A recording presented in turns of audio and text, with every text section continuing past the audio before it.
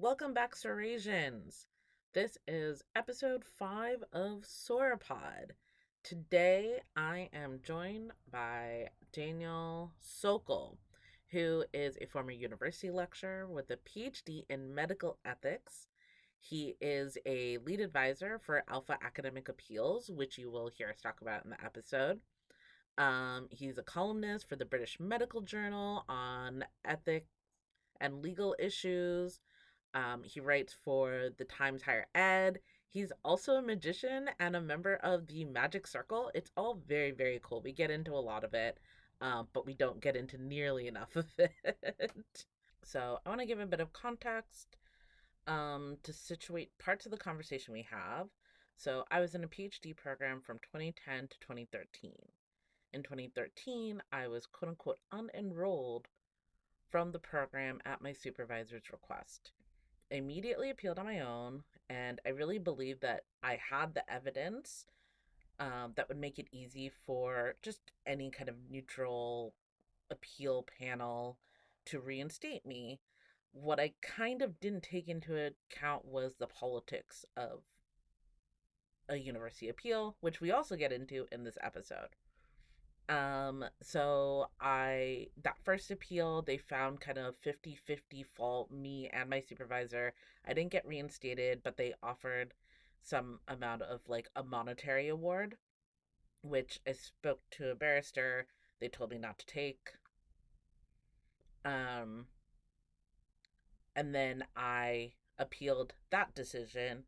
And that is when I was introduced to Daniel and Alpha Academic Appeals. So we worked on the second appeal together, and you will hear some of like what came out of that. You'll also hear us talking about the OIA, and that's the Office of the Independent Adjudicator. They oversee issues like this in higher ed. Basically, when you want to talk to the manager of the university, they're the people you go to. So, and then I'll say after our OIA decision, we appealed to the university again, and they dragged it out for about 2 more years. And we finally got a third appeal in 2017. So, this whole process was from 2013 to 2017. Um, and you'll hear some of the details and some of the outcomes and all of the crazy things that happened in there in the episode. One more thing. Unfortunately, Maureen couldn't join us because she had gotten ill the night before. And so Daniel and I just sort of forged ahead together. So, hope you enjoy. It'll all I'll get be cut on, out. I'll be on my best behavior. How are you? It's Uh, been a long time. it has been a long time. I'm trying to think when the last time we corresponded was. I think it may have been 2017 or something like that. Maybe, yeah, because I think there was potentially going to be another appeal or something was going. Well, I was trying to find out how it ended, and the last communication I could find was you asking if there was a second opinion or something, and then I made some recommendations. So I must have given you some advice on taking it forward. And I Yes. think at that point you just thought, you know what, enough's enough. Yeah, I think, it had been about 4 years or so, and I was, like, really trying to get on with my life, Yeah. so it was not a good time. It was, like, very much keeping me in all of that. But yours was an extraordinary case. I still remember it quite well. And Oh, if you want to talk about it at any point during the session, I'm happy to. If you're happy to, of course, because it's yeah. your case. Yeah, no, I'm very happy to. I I'm s I don't know, surprised to hear it's an extraordinary case or Yeah, okay. it's a I mean particularly bad one. oh, really? A Okay. particularly bad one. I mean, many universities are pretty hopeless, but this one really should get a prize for how bad they handled this. So yeah, I'm Wow. afraid you were on the wrong end of a series of poor decisions on the part of the institution. Well, Sorry. yeah, we can definitely get into it. But let's start out first with the Okay. color you chose for Yes. today. There you go. Grey. I can see you're wearing a grey top as well. It was a difficult one because I didn't particularly have a favorite color. But I was looking around the house and I saw a lot of grey in my house. Grey sofas, grey stapler, lots of grey. And I thought there must be a reason for that. And on reflection, I do like grey. I think it's an elegant color. It's pretty unassuming. It kind of Uh-huh. exudes, calm and stability, which are things that I try to strive for. I don't always succeed, but that's what I strive for. To be calm and composed. Okay, okay. I'm very glad because I heard gray and I was like, "Oh no, is he gonna come in being like, yeah, because the weather's so gray and I No, just am feeling gray." No, I love it. It is a no, very elegant color. thank you, and I'm glad you've made the effort of wearing a grey top as well. Yeah, a gray top and I found a gray cardigan, so I Oh, double gray. Yes. well, I'm grateful. Yeah, so I wanted to just talk to you a little bit about how you like your trajectory, which is so interesting. I think even the first time when we met, and I remember going and telling my friends, I was like, he's he does all this stuff, but he's also a magician. Yeah, it's pretty unusual. So I did my first degree in modern languages, Oh. including linguistics, at Oxford, and I lived with a couple of medical students in my second year, and all they talked about was medicine. Medicine, medicine, medicine. So much so that I became interested in medicine, and in particularly the history of medicine. So I started going, even though I was studying modern languages, I started going to the history of medicine lectures as an undergraduate. And in my final year, I got a tap on the shoulder from the director of the Institute for the History of Mhm. Medicine, and I thought, oh, he's going to throw me out. He's going to throw me out. I'm not even a history student. And he goes, Daniel, look, I've noticed you quite a lot here. I just want to let you know that if you get a first class degree, you can get a scholarship to do a master's in the history of medicine. Oh, wow. So I was very relieved I wasn't thrown out, and I thought, well, I mean, it is a possibility because I didn't know what I wanted to do after my undergraduate studies. Mhm. You have these people, well, like the medical students who know exactly what they want to do, and then you have other people, who know from the start they want to work in an investment bank, all that kind of stuff. I Right. had no idea. So when this was presented to me, I was quite attracted to the idea, and I managed to get a first class degree and get that scholarship to study the history of medicine, which I did, and I liked it very much. But I became interested in the ethics of medicine through looking at medical history. And at the time, you couldn't study medical ethics at Oxford at postgraduate level. So I went to Imperial College and did a master's in the ethics of medicine. Oh, wow. And after that, I still didn't know what I wanted to do. And I thought I was offered a PhD funding from the Mhm. Wellcome Trust. And I thought, okay, well, I'll do a PhD in medical ethics. Mhm. And so I did a PhD on whether doctors should always tell the truth to their patients or not. Oh, wow. Okay. And so that was very interesting. And I did that for 3 years. My PhD experience, thank goodness, was smoother than yours. And so I finished that. And I wasn't entirely sure what I wanted to do. But at that point, I had no other degrees that I could do realistically, having done the terminal degree. And I thought, well, might as well carry on. And so I got a lectureship in Mhm. ethics at Keele University, which is one of the universities here in England. And I did that for a year. And then I got a permanent post as a lecturer in medical ethics and law at St George's University of London in London. And I did that for a few years. I became a bit disillusioned by academia, and we can return to that if you want. Yeah. And then trained as a lawyer, in particular a barrister. Mhm. And that's what I do now. Wow. That is quite a I mean, what was the "I need to train as a lawyer" thought? How did that come about? Um, so one of my close friends from school was a solicitor, Mhm. which is a type of lawyer here in the UK. In the UK, there are two main types of lawyer. There's a solicitor and the barrister. And Mhm. the barrister, the one that you see on TV in court wearing the wig and the gown, they tend to specialize in advocacy. And so my solicitor friend said, he knew that I wasn't particularly happy in academia, and he said, "Look, I could really see you as a lawyer. I think you'd be really good." And it made me think, and I thought, well, I might as well give it a shot. I mean, in this country, it's very quick, frighteningly quick, to become a Really? lawyer. Yeah, you do. Oh. You can do a law conversion course, assuming you have a first degree. You can do a law conversion course, which is just 9 months, and Oh. then you can then choose whether you want to go down the solicitor route or the barrister route, which is another 9 months, and then you can start. Oh, So wow. it's really it's really fast. I guess you learn mostly on the job, like so many things. But that's how I went into That's law. amazing. Oh, wow. So, yeah. So we met because of your alpha academic appeals, Yeah, which as I was doing a little bit of research on you, I realized you had started that just like a year before my case or like quite. yeah, it may well have been.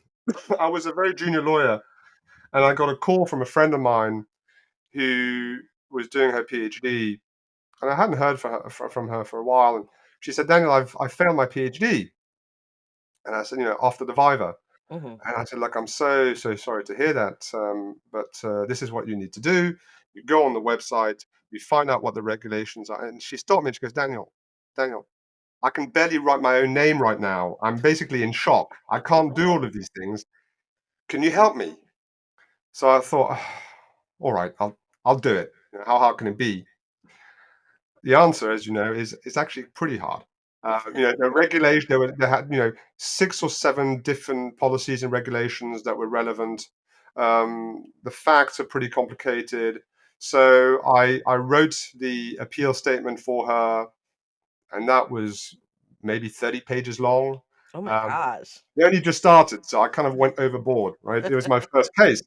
Now they're much shorter than that, but so it was pretty exhaustive. And then I remember going to the institution and representing her at the hearing, and we won the case.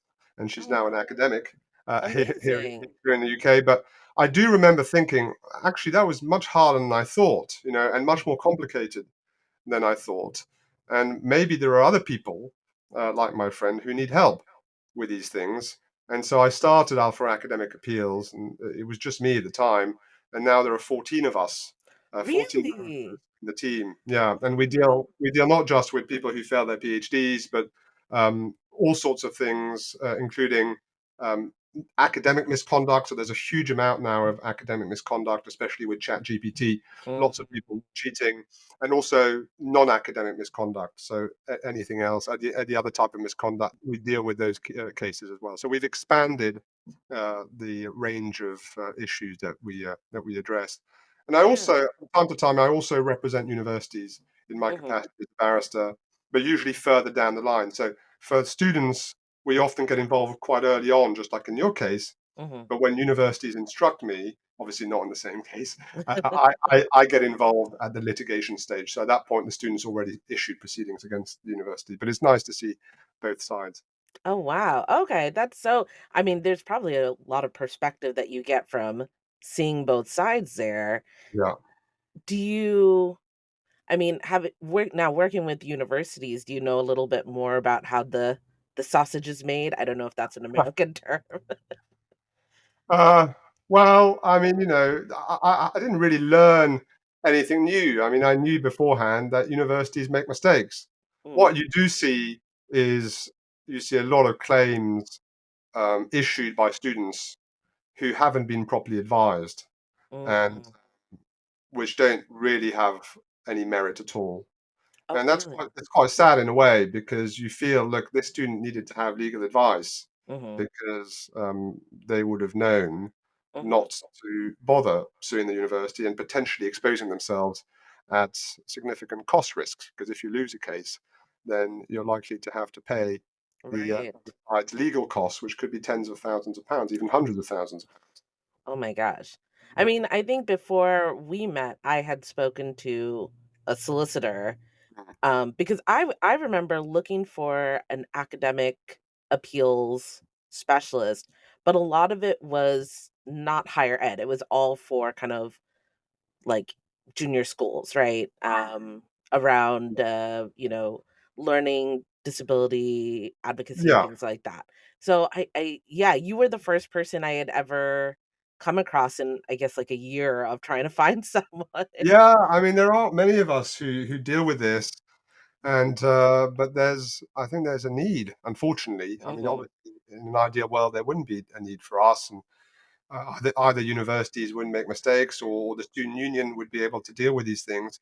Right. But at the moment, that's not the case. Universities make lots of mistakes, partly because they're poorly trained. They Mm, There's lots of ignorance on their part, and student union staff again are overworked and undertrained as well. I mean, your case was a particularly complicated one, in fact, wasn't it? But well, I don't know, it's the only one I know of. So well, let me do, tell you, it was a complicated one because there were lots of different issues, lots of things emerged unexpectedly. I mean, mhm, even in the hearings, remember that I mean, I was just checking my notes, and there was a hearing. I mean, one of the issues in your case was that you basically didn't get supervision yeah. for like 9 months. Yeah, I mean, I would And say, like, all 3 years. right, okay, I think there was a period of 9 months where there really was not even a Yeah. single conflict. I mean, Yeah, yeah, yeah. um, and the university initially had kind of accepted that, hadn't Mhm. they? And then in the hearing, your supervisor suddenly kind of said, "Oh no, we did give her some supervision." So that was completely unexpected because we thought, well, hang on, we thought it wasn't in dispute that she got no supervision, and Right. suddenly your supervisor says something that says otherwise. And so, I was ready, and if you remember, I was ready to cross-examine her on that because that's Mhm. just that's completely incompatible with what I deem to be the facts.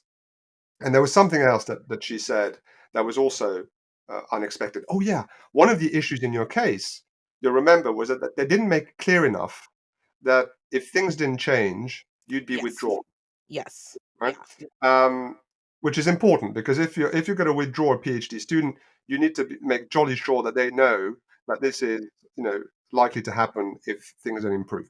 But they hadn't done that to you, right? Mhm. They just said some kind of vague things like, this needs to be a bit better or whatever it is. But they hadn't explained that if this doesn't get better, you're out. Mhm. And your supervisor, again, for the first time in the hearing, said, "Oh no, we did tell her that." Right. So again, that took us by surprise, and I thought in my head, okay, well, I'm going to have to challenge that because Mhm. it's not our case. And you'll remember that the panel said, "Oh no, you can't ask any questions." Yep. Yep. And I said, "Well, that's procedurally improper. Of course, we can ask questions. There's some new revelations that have come up. We need to challenge it." No, no, Mr. Sokol, no, you can't ask any questions. And we went to the OIA as a result of that, and the OIA found in your favor, Yeah. saying that you were deprived of the opportunity to ask questions. Yeah. And then there was another hearing where they made exactly the same mistake. Yep. And I remember that hearing. I remember telling the panel, the reason why we're here is precisely because your predecessors didn't allow me to ask questions, and now you're not allowing me to ask questions. This is a disaster because it's going to have to go back to the OIA, and they made the same mistake again. Yeah. It's unbelievable. Yeah. And you know that one of the problems is that the OIA is pretty slow. I mean, Mhm. it takes months to get an Mhm. outcome, and Yeah. so you know, okay, you win the case in the sense that the complaint is justified, but another 6 to 8 months has gone by, Right. Right. um, I and mean, and and then the school did drag their feet in. I think we had well, I had an appeal on my own. Then after we started working together, there was an appeal that you we did the OIA. Then they had to do another appeal, but then that took almost 2 years to schedule. I think your case took about 4 years, Yeah. didn't it? It took Yeah. about 4 years, and I remember writing a letter to the to your institution Mhm. saying, the way they've handled this is most unimpressive, and I also noted that most people finish their PhDs by the time that it took them to deal with this appeal. Right. Yes. So they were just very, very incompetent, I think. And that's being charitable. I mean, if you were cynical, you'd say, well, actually, they were deliberately obstructive. I was They gonna were, ask, yeah. if you're charitable, you just say, well, no, they're just useless. Mm. Um, Because at the end, I mean, the outcome, I guess, was in their favor in that I decided not to pursue it any further, right? well, in some cases, they just know that students are going to give up Exactly. Exactly. because it's, as you know, it's emotionally very taxing. Mhm. In your case, it was expensive. Mhm. Let's be honest. And people eventually just give up because life goes on. And Yeah. I have had cases where I've won them, Mhm. but a Pyrrhic victory because it's taken 2 years to win the case, and by that time the student has gone on to do something else. They don't want to Right. go back. Exactly. Exactly. I mean, I think sometime after the second appeal, because they were dragging their feet with the whole thing, I got an offer to come back and study there.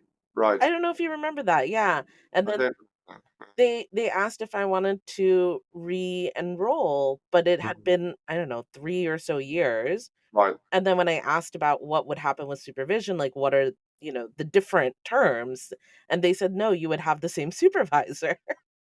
I mean, that was another crazy thing about your case because it was apparent that, I mean, I don't know the ins and out, but it was apparent that you fell out with your supervisor, that you didn't want to be supervised by her, and that she didn't want to supervise you. And Mhm. so common sense suggests that they'd find another one, right? Right. For the interest of both parties, they'd Right. find a replacement supervisor. But yet you were basically forced to work with each other. And, unsurprisingly, that led to suboptimal outcomes. Putting it mildly, yes. Yeah. Yeah, but Yeah. no, you were particularly hard done by in that case, and it really illustrates how damaging the conduct of these institutions can be to students, and Mhm. they don't necessarily realize it. Um, Okay, that was gonna be my next question, like, are they I guess from this side, when you're just like one singular lone student, you're yeah, kind of like, "Oh, the institution is scheming against me," right? Like they're doing all of this and they know very well what they're doing. But I mean, you've said that, they just don't realize what they're doing.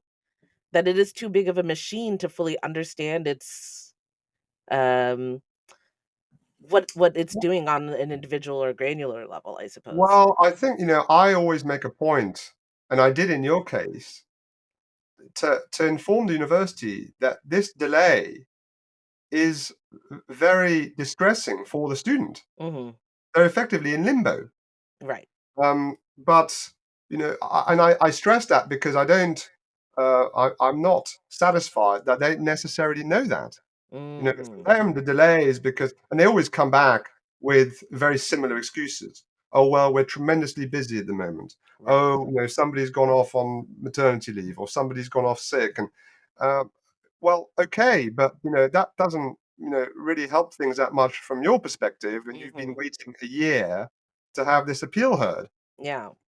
And then another problem, of course, is that there are, the consequences of this enormous delay are minimal for the university. Right. Because even if you can go to the OIA, the Office of the Independent Adjudicator, and they might tell the university, "You're very naughty. You shouldn't delay things that long. Have a £500 fine." That doesn't Right. hurt Right. to have dissuasive effect. Mhm. I think the OIA should impose penalties that are going to hurt the university more. And if they do that, universities are going to have more of an incentive to keep Right. to time.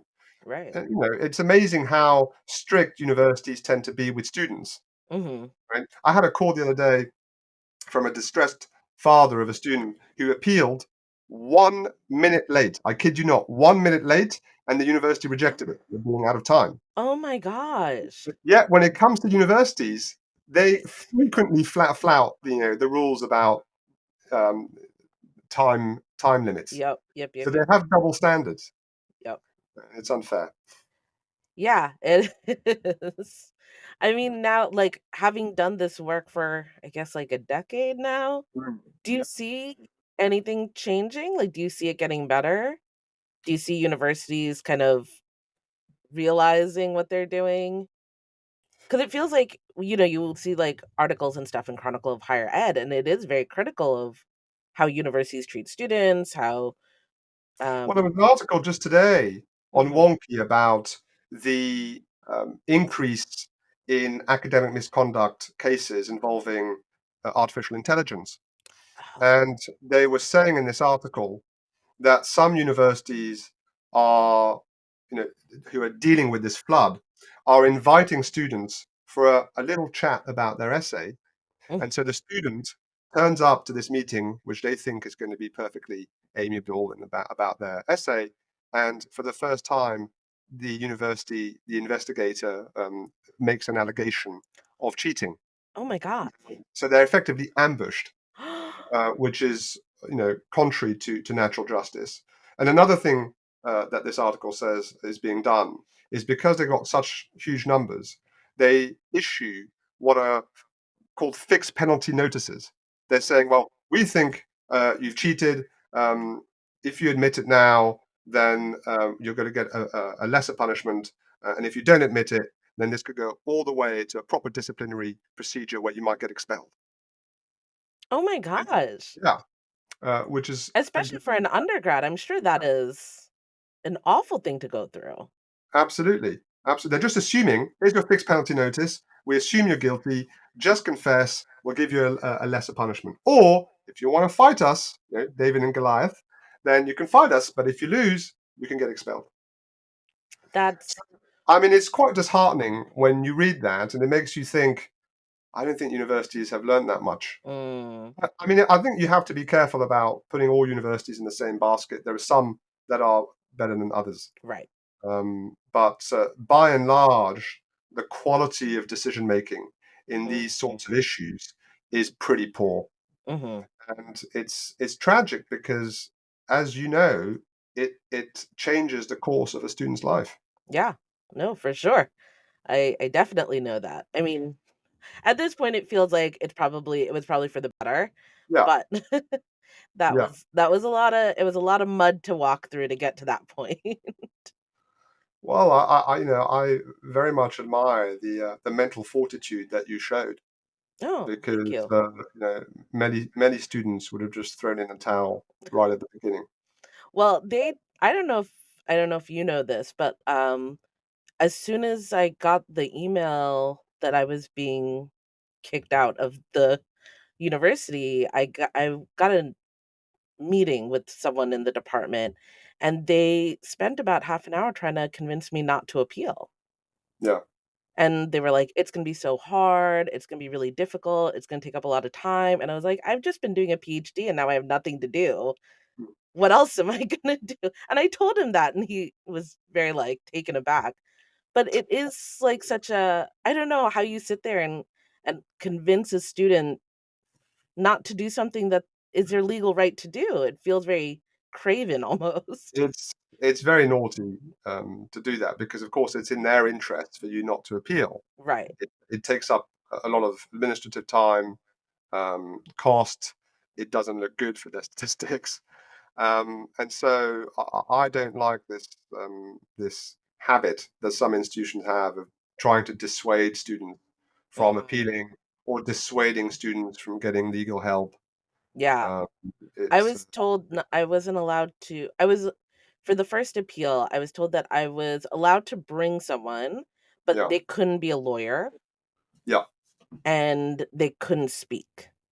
Hmm. Which then after speaking to you, I found out that those were not real policies. And I had every right to bring a lawyer and my lawyer could speak.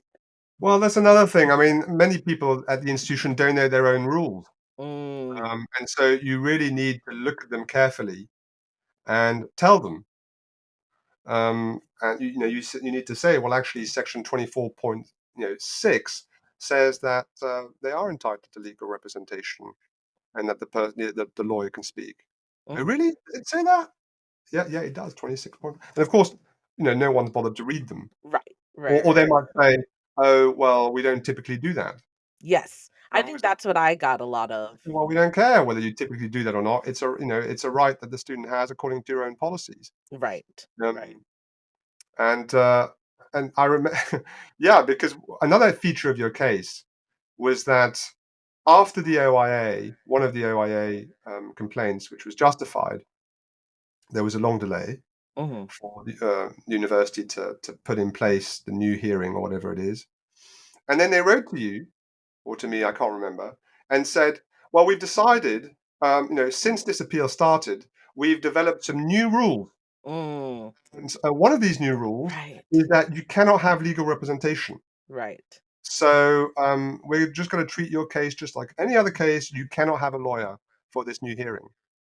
And we went back to them and said that's completely unacceptable. I mean, the reason why why there's new rules have been introduced for one is because you've taken so damn long to deal with this case. Right. And also it's completely inappropriate for you to change the rule in that way, Mhm, given that she was permitted legal representation previously, given that the stakes are so high, given that the OIA's own advice is that in complex cases or when the stakes are very high, it's good practice for students to have mhm. legal representation.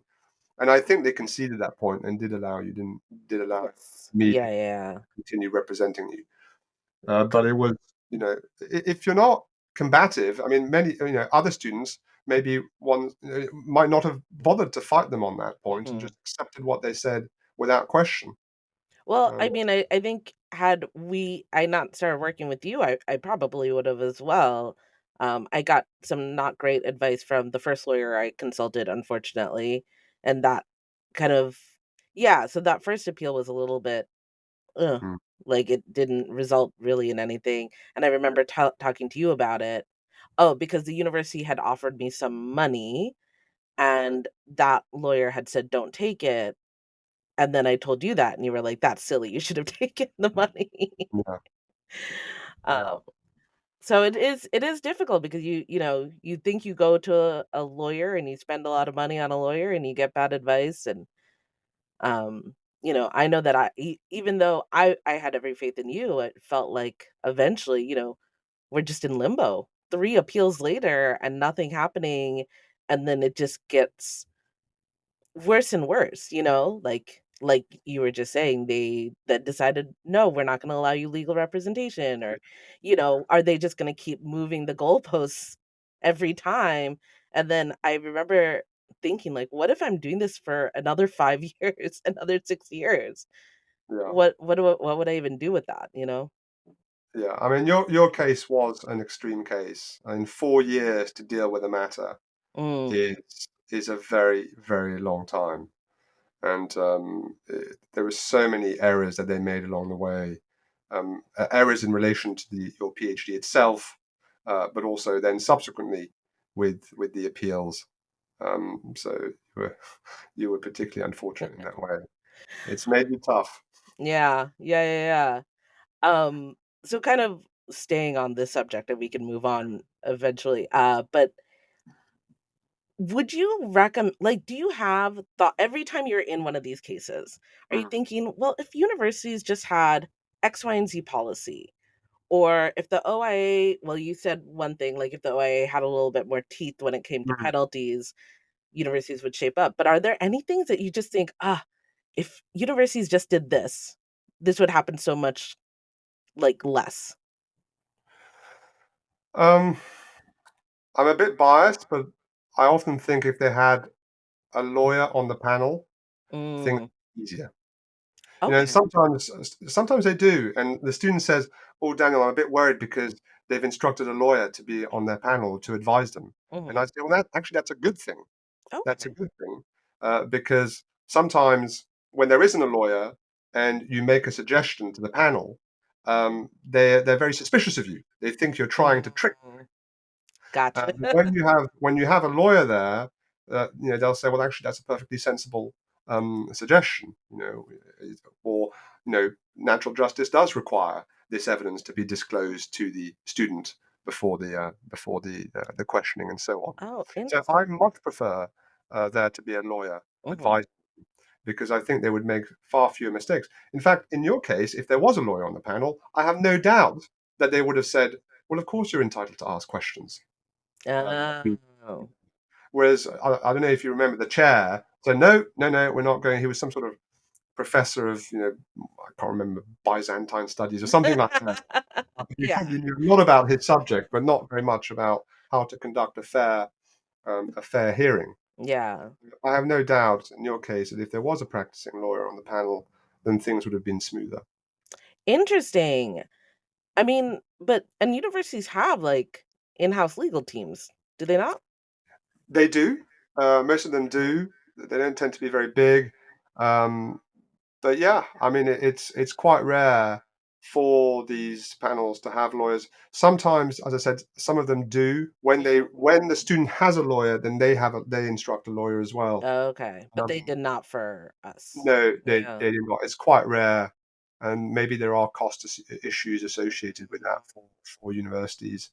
Um, but and training. There just needs to be better training. You can't just have, you know, I mean, I remember there was one hearing, and I think it was a fitness to practice hearing involving somebody studying social work or something like that. And you're supposed to have three members of the panel, but only two members turned up. Oh my gosh. So the chair of the panel went, "Oh no, X hasn't turned up." And he looked around, and he saw somebody walking down the corridor, and he goes, excuse me, are you a member of the faculty here? Yeah. Well, do you fancy being a member of the panel?" And the guy went, "Oh, what is it?" All right. And he basically just got a random person to become a member of the panel. Oh my gosh. I've written about this. It's very amateurish, um, even though we're dealing with issues of tremendous importance for these students. Mhm. That needs to change. That really Mhm. does need to change. And I've written quite a lot about it in newspapers, but it's just very slow. Mhm. Universities I think, don't recognize there's a problem, Mhm. or they just think it's not worth investing in trying to remedying it. They've got other things on their to-do list. I don't know, Yeah, yeah, yeah. but you wouldn't think that giving a couple of days training to these panel members would be that expensive. Right. And it would certainly save. It'd probably avoid quite a few, appeals or complaints to the OIA or even Mhm. court cases. Mhm. Right, because So that is a those, large. Sorry. yeah, those are the immediate things I can think of. Right. Having a legal member on the panel, improving the training of these decision makers. Yeah, yeah, yeah. I mean, I remember feeling very much like my panel felt like deer in headlights a little bit, but they were trying to rally around and be decisive and be, the advocates for the university that they kind of felt that they should be. But they were wholly unprepared to be there, Yeah, which is sad. yeah. I mean, you need humility. I mean, the problem is that they think that they know what they're doing, and they don't. Mm, That's the most dangerous combination, right? When you're ignorant, but you don't realize you are. right. Um, and I see part of my job, of course, is to do whatever I can to help the student, but also to educate the panel so that they don't make terrible mistakes. And in your case, when I told the panel, please, please, please allow me to ask questions, because Mhm, otherwise we're going to have to go back to the OIA, and it's going to be a waste of everybody's time. And the mhm. OIA are going to, tell you to pay £1,000 or £2,000, and they just wouldn't have any of it. But I wasn't trying to trick them. I was Right, genuinely trying to help them, because it wasn't in their interest. It wasn't in anybody's interest right. to do this. But they just Well, I didn't. think the issue too with the panels is, even for my case, they can never have the same panel, Hmm. right? So the panel doesn't have to keep coming back. They don't have that frustration. So they don't really think about what it doesn't matter to them what the long-term effects are, right? Because they don't have to then be mired in this case for another 6 months and, be That's it. invested. That's it. I mean, for them. They just turn up for an hour Yeah, or two, do the case, and then they go back to their research. exactly, exactly. And then if you go to the OIA and the OIA says, well, that panel screwed up, you get a Mhm. new panel, as you say. Yep. Um, so there aren't really any, as far as I know, adverse consequences for the panel members who made a real pig's ear of the whole process. Right. Exactly. Exactly. And then it ends up being sort of administration who has to deal with it. And I Mm, remember the administrator obviously could not had the work that he needed to do, but he was trying to help as much as possible mm, within the like confines of being a part of the institution. And I think he was really, I mean, obviously he was really put upon because he had to be part of the process, yeah. which is interesting. I mean, You should have invited him to this program. He could have told you what actually happened behind the scenes, the sheer chaos he had to live through. I think that might be a conversation he'd be more comfortable having not on on camera or not on recording. 'Cause my supervisor also tried to get me deported. I don't know if you remember that. This was before I got kicked out, Oh no, and I didn't know so he was the one who had to, like she claimed that, had violated my visa terms or something like that, that. which is that you have to be in the country for the entirety of the term, Right. like, that's, for your visa, and obviously because we're, all PhD students, people have to go back to their field site. We're anthropologists, so people are going back to their field site. We had a couple of people who just left and went home because there's no point in staying in London when you can, video chat and email people. So there were people who weren't, who were violating the terms of their visa. Yeah. And I had gone home for Christmas the one year and stayed an extra 2 weeks because my mom had gone to the emergency room, and so I extended my stay. And I had emailed the department, never got a response from them, but then later, right before all of this kicked off, about a month before, I got called in and they were like, "So you violated the terms of your visa and we need to talk about it." And it was this particular administrator, and I showed him like, "Here's a passport. Like this is where, you get stamped and everything so you can see where I've been in and out, and I've been out for 2 weeks extra on Christmas holiday, and here's the email that I sent." And he was like, "Oh, it's so strange that, your supervisor and your department actually alerted me to the fact that you violated the terms of your visa." And that's when I started to realize, like, I think she's gonna kick me out. And then I spent the next month, like, I talked to a couple of people in the school and things like that because I was like, I think my supervisor's gonna try and kick me out. Yeah. I mean, the relationship between supervisor and supervisee is so key Mhm. to a successful PhD. I mean, I deal with a lot of students who fail their PhD, and that's a recurrent factor is the unhappy relationship between Really? supervisee. That and also the poor choice of examiners Yeah. is another common one. But I think your happiness in a PhD program is determined in large part by the harmony of your relationship with the supervisor. I've heard that, I've heard that. So, yeah, how was your relationship with your supervisor, your PhD supervisor? You said that you had a pretty good time with Yeah, I mean, I had two. I had one for the social science side of things because as part of my PhD, I also did interviews with doctors and patients and members of the him. public, and I'd never done that sort of thing before. So I had a social science expert, and then I also had an expert in the ethics, the ethical side of the PhD, who was my main supervisor, and he was a professor of medical ethics, but he'd never supervised a PhD student before, and so Wow.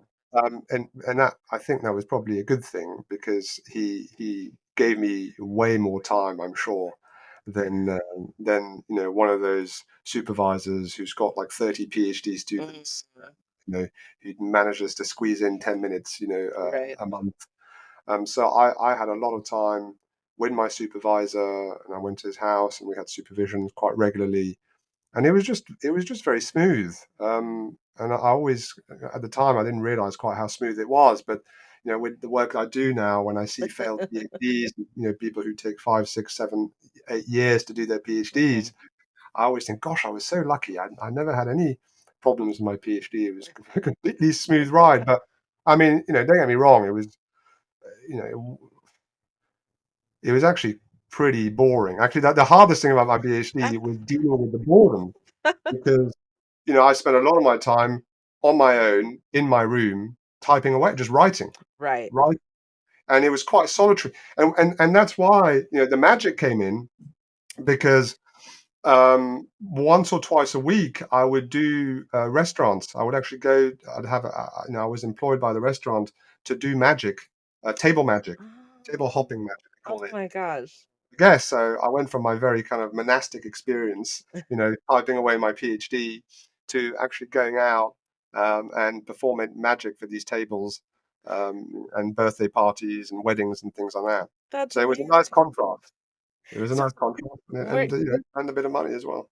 were you doing magic like from a kid as a kid? Like when did that Yeah, start? so that started. I think I was 12 or 13, and my father, who is still a lawyer, he's 84, but he's still practicing. Oh my gosh. Yeah, he had a client who approached him and said, "Look, I need a lawyer." This was in so we lived in France. This was in France. "I Hmm. need a lawyer because I think he was getting divorced or something like that." And he said, "The only problem, Mr. Sokol, is I don't have any money." Hmm. And so my dad said, "Well, what do you do?" And he goes, "I'm a magician. Uh-huh. I go in the various cafes and I do magic." And my dad said, "Well, if you teach my kids magic for a week, I'll take on your case." And so during the summer holidays, we had this intensive 1 week magic course Uh-huh. with this very good close-up magician called Sean. I still remember his name. And that's where I caught the magic bug, That's and so I've cool. been doing it ever since. And it's been great for me. It's great fun. It's very sociable. You learn new skills, but I also earned some money during my PhD. I was paid £20 an Right. hour, a lot back Ooh, then, and you get tips as well. And it's quite a lot now, I would say. yeah, no, it was really good, and and I'm pretty sure I got my current job as a barrister in my chambers as a result of magic. Because in Really? my job interview, they said, "Oh, I see in your CV it says magic. Yeah, well, what's that about?" And I said, "Well, um, why don't I show you? Do you have any money?" And one of the barristers, "Well, I don't know. I've got a £10 note," and I took the £10 note and I transformed it into a £50 note. Oh. And they were very impressed with that. And sometime afterwards, one of the people on the panel said, "Daniel, I really, really remembered your interview. I love Oh. that magic trick. I love that magic." Pretty much the only thing they can remember. But I guess it was something a bit different that other Yeah. candidates didn't do. Yeah. I mean, it's always in your bios. It's a part of your Yeah, practice almost, like just who you are. Yeah. yeah. I mean, I use it. I still do some teaching, and I use it in my teaching as well Really? to kind of demonstrate a certain principle. Mhm. And to break the monotony of me speaking all the time, just like I'm doing right now. Fortunately, I can't do it here because it's a podcast. But I mean, maybe this is something you should bring into the academic appeals that might turn the tide of some of these panels. well, magic needs to be done to change things. That's for sure. If you turn a 10-pound note into a 50-pound note and, slide it back across the table, I'm sure. Oh, I see. Oh, bribing. Well, gosh, well, no, I won't stoop quite that low. Under the guise of magic. Yeah. No, that's awesome. I actually didn't know how you got into the magic or any of that. I don't think I've ever seen you perform magic.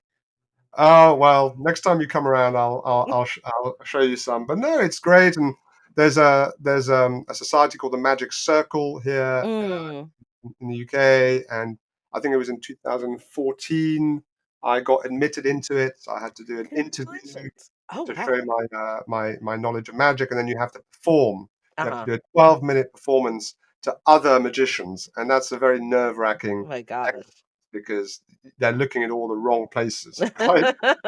Your misdirection has absolutely no effect on your fellow magicians. Oh, wow. It's quite a nerve-wracking experience, but it was a good experience, and I managed to get in. So. Now, when you perform for other magicians, you trying to get elicit the same experience that we as lay people have, where it looks like magic, or are you trying to show them how skilled you are at things like the misdirection and things like that? Well, it is very different performing for other magicians Mhm. because they know all the tricks and subtleties. And so when you perform for them, I guess it depends why you're performing for them. Mm, Sometimes you just want to show them a particular effect. Sometimes you want to show them a new move you've developed, or you want to ask for their opinion on how something looks, mhm. or how the patter should be, what kind of story you should be saying with the trick. Um, it really depends on why you're performing for the other magician. If you're trying to fool them, then things that magicians enjoy are not necessarily the things that a layperson would enjoy. Oh. You know, a magician might really appreciate, some knuckle busting move, it's super technically difficult. Right. Whereas a layperson can care less. They would know that you're doing a super difficult move. Yes. Yeah, yeah, yeah. They're just interested in the effect, not Mhm, the method. mhm. Whereas if you're a magician, you'd be more interested in the method and then the effect. Oh, that sounds so cool. I mean, I tried to do magic when I was very young, and that was kind of it, like a little kit that I had, and I took Yeah, it to shows. people only see the final product, the final performance, but behind all that, there's a lot of time on your own in front of the mirror, feeling like a complete loser, doing the same move over and over and over again, and then you perform it, and you make some mistakes, and then eventually it gets better, and that's probably the version you see, the one that has been perfected. You don't see all the hard work that went into it. Right. Now, do you show, like, family and, do they get to see all the practice, or do you kinda practice by yourself and then show No, they them don't the practice, they get to see the initial performance, which is generally not Ah. very good. And then they'll be able to say, well, actually, I caught a glimpse of that card that you're palming there. Or that didn't make any sense. Why did there was something fishy going. I don't know what happened, but something happened, Uh-huh, which uh-huh. is often not good. Right? Right. That's amazing. Now I know that, we had a hard out, so we've got about, like, 10 minutes, and No is there problem. anything that I, like, missed that you wanted to talk about? Is there anything that you'd like to add? Not really. Not really. I mean, I thought one of the things that you might want to talk about was why uh, I left academia Oh, yeah, because yeah. I know that some of your listeners are probably in academia, others are out of it, and there Mhm, may be some who are thinking of getting out of it. mhm. Because I think your co-hosts, both of them, did both of them get PhDs and then Yes. moved out of academia? Yep, yep. Yeah. We actually in our cohort, we had a cohort of about 15 or 18, and I think only maybe 1 or 2 are working in academia, and apparently that's sort of the norm these days, is you Really? have, like, a larger cohort and maybe 1, 2 stay in academia and everyone else sort of moves on. I was actually at an anthropology conference last week, and one of a panel speaker who was a PhD student, one of the things he said was, basically we're all just hobbyists, right? Like there are not enough jobs for all of us to get academic jobs. We're doing this because we enjoy doing it, and then we have to figure out what we want to do next. Yeah. Well, I was in a slightly different position, wasn't I? Because I had a job. Right. I had a Yes. permanent job. But I still felt that it wasn't really what I was looking for. And you've got to be very careful about thinking, oh, that's what I want to do. It is the Mm, best thing. I'm sure there are some academics who think it's the best thing. They absolutely love it. But it's not, this paradise that some people think it is, or certainly it wasn't when I was doing it back in the late 2000s. Um, it was, a lot of it. I love the teaching, mhm, absolutely love the teaching, but it was only a very small part of my job. A lot of my job was very tedious. It was mm, it was creating exams and marking exams. Now, I was teaching in a medical school, so you know, medical students, as you know, and they should be, are examined all the time. Right. Every 6 weeks they've got some sort of Oh my exam, gosh. which meant that I had to come up with exam questions all the time. And as soon as I've come up with some, I've got these hundreds of scripts that I have to mark. And I just thought that was so soul sapping. And there were also quite a lot of meeting out the exams, all these sorts of things, which I found rather tedious. And a lot of stuff in academia I found was pretty trivial. Mhm. Um, so I remember there was a big debate about, who should be second author, who should be third author, who should be fourth author. And I just thought, who cares? Like these are the most trivial, inconsequential thing. But for them, it was really, really, Right. really important. And I just thought, gosh, you can easily lose perspective Yep. if you stay in this world. Yep. Things that most people would say, who cares, Mhm.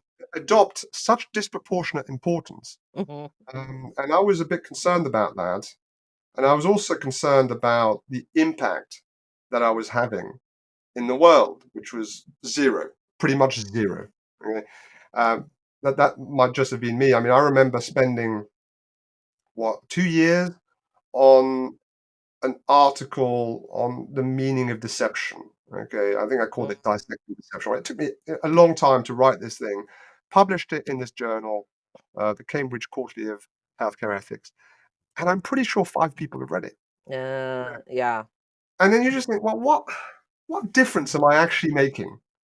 I'm busting a gut writing this stuff. Right. No one really reads it. Right. Very few people are interested, and I don't think I'm making a Mm. sort of that was just me, and I have no doubt there are many academics who are making a huge difference, or who don't care whether or Mhm. not they make a difference or not, who just enjoy it.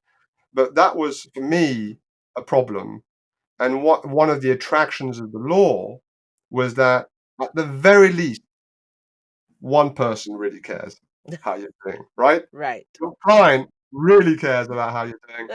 And I felt more of a sense of kind of purpose and achievement working as a lawyer because I Mhm. felt I had a goal to Yeah. achieve, and that I was making a difference to an individual. I think as an academic, I had real doubts as to whether or not I was making any difference, Oh, and interesting. I had a real kind of who cares kind of thoughts, regular who cares kind of thoughts, Oh. and that was the point where I thought actually maybe academia is not for me. Right. I need to go out there and do something a little bit more concrete. Mm. um, and the law fit that bill. So, academia is not for everyone, and it wasn't the Valhalla, this paradise that I anticipated. Right. Mm. It was, I was lucky in the sense that it was, a nice environment. I wasn't overworked. I didn't Mhm. feel pushed, um, and I had security of tenure. Right. But I thought, and it was a difficult decision because you think, am I making the stupidest decision of my life? I mean, people would give their right arm to have the job I have right now. Yeah. Um, but I just thought, what will happen if I stay here? There'll just be more of this. Yes, Mm. I get promoted, senior lecturer, reader professor, whatever. But effectively, I'm going to keep doing what I'm doing Right. for a very long time. And so I made the leap and gave up the job. Mm. But I thought, I mean, I thought if the worst comes to the worst, I'll do my law degree, and if I can't get a job as a lawyer, I'll just go back into academia. I guess I'll be a more attractive candidate in Mm. Right. top of what I've got. I'll also be legally qualified, which is probably a good thing. Right. Especially within medical ethics, I'm sure.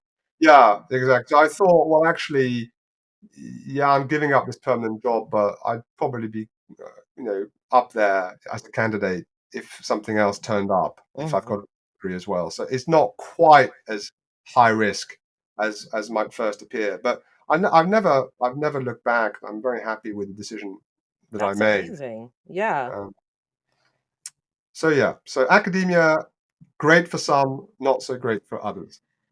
Do you then have, I don't know, some amount of, I guess, like empathy when you walk into these appeal cases, especially where the supervisor maybe has 30 students and is overworked and blah blah blah, and the student has fallen through the crack, or maybe that's their argument, is like, oh, if student fell through a crack or blah, something, it just didn't work out. Do you have some do you feel like you maybe have more sympathy for them because you've actually been there, you've been the one grading papers and doing this in and out and Well, yeah, I mean, look, I think mostly about my client, the student. That's my number one priority. right. But you'll remember, I hope, that I'm always courteous and civil Of course, yes. with with the academics, and that's because it's common decency for one, Mm, but also it's not likely to go down well with the panel of course. if you're being very aggressive towards one of their colleagues, effectively, Right. right? Right. I mean, one of the problems with the whole university justice system is that it's effectively people hearing their colleagues, right? Mhm. So they might not be immediate colleagues, but they're effectively, I'm a professor of this, and the supervisor is a professor of that in another Yeah. department. Yeah. They are gonna have a much longer and more in-depth relationship than the panel will ever have with the student. So, Well, that's what I mean. A student will come and go; yep. they'll be gone. Yep. Whereas, these people might bump into each other from time to time, so their relationship does continue. Yeah. So there is that inherent problem Mhm. with having the university judge itself or Mhm. another part of itself, Right. which is supposed to be remedied by having an institution like the OIA in case there's a problem. Um, but no, I mean, I guess I have a better understanding of what life is like as an academic, having been one myself. Mhm. Um, but I don't think it gives me any particular advantage over other lawyers who do this who don't have an academic background. Maybe I understand a bit more about the PhD process, having had a PhD Right. myself, the very Okay. stage of the PhD. Yeah. So in your case, I knew about the upgrade that you need to do after year one. I knew about Right. the various specificities of the PhD, although there are obviously variations. Mm. Mm. I So think I a bit of insider knowledge yeah. and helps in terms of creating a rapport with the student for one, because you don't have to explain Right. all the steps of the PhD with me, and also I do tell the panel that I am a barrister, Mhm. but I'm also a former university lecturer, Mhm. because I think it increases their level of trust in me. Yes. Yeah. That, I used to be one of them. Yeah. I mean, no, I do remember you were very, very polite and very civil to everyone Mm, there, and so, yeah. but yeah, I was wondering Well, because I tried to have yeah, sorry. sorry. No, no, no, go ahead. It's not incompatible with being robust, you know, Yes. Yeah. because I was going to give your supervisor a hard time Mhm. with the question Right. because what she said was harmful to your case Right. and was inconsistent with all the information that we had. Yeah. Yeah, yeah, yeah. I And was going to give her, I didn't have an opportunity to cross-examine her, but I was going to give her a hard time, but always in a very polite way. And in fact, the more polite you are, the more disarming it can be for right. the person answering the question. So the I whole think I've purpose, kinda learned that. I kinda learned that from you, and I've taken that forward. Not in any extreme cases, but, every once in a while when you really have to advocate for yourself, it helps to be really polite because then when you ask the tough questions, it is a little bit more disarming. yeah, absolutely. Yeah. Abs- Yeah, I definitely learned that from you, but yes. Alright, I do know that you have a hard out after an hour, so we're at an hour, and I just wanna make sure that we get you Yeah, on to the rest of your day. thank you so much, and thank you Thank so much for that you. time. It was so lovely to see you again after Yeah, all these. yeah, yeah. You seem to be doing very well, so I'm delighted. Thank you, and I appreciate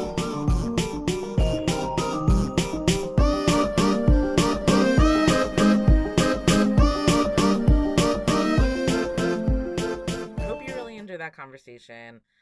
I know that Danielle and I mostly focused on the UK system, but I've heard of eerily similar cases in the US, Sri Lanka, India, Canada, and I'm sure so many of you have heard similar situations happen wherever you're listening from. It's one of the reasons why I really wanted to do this episode, and I wanted to do it with Daniel because he was so integral to my experience of being, I don't know, being subject to the larger mechanisms of these huge systems. So hopefully this resonated with you. If you've been through this, hopefully you haven't been through something similar. Truly, I hope you haven't. Anyway, so you can find Daniel online on his Twitter or X, I guess, where his handle is Daniel Sokol 9. That will be in the show description. We'll link to his website, Alpha Academic Appeals, and his writing on the Times Higher Education in the description as well. You can find us, as always, at SORAPod.com. Send us your comments, questions, inspirations, suggestions, whatever, at hello@SORAPod.com. You can find the podcast wherever you listen to your podcasts. If you've been enjoying the podcast, please rate and review us. That helps boost us on the algorithm. SORAPod is me, Nayantara Premakumar, Sahil Warsi, and Maureen Pritchard. Our theme music is Phyllis Droche by Nick Proteus, and SORAPod is produced by Chainlink Studios. See ya!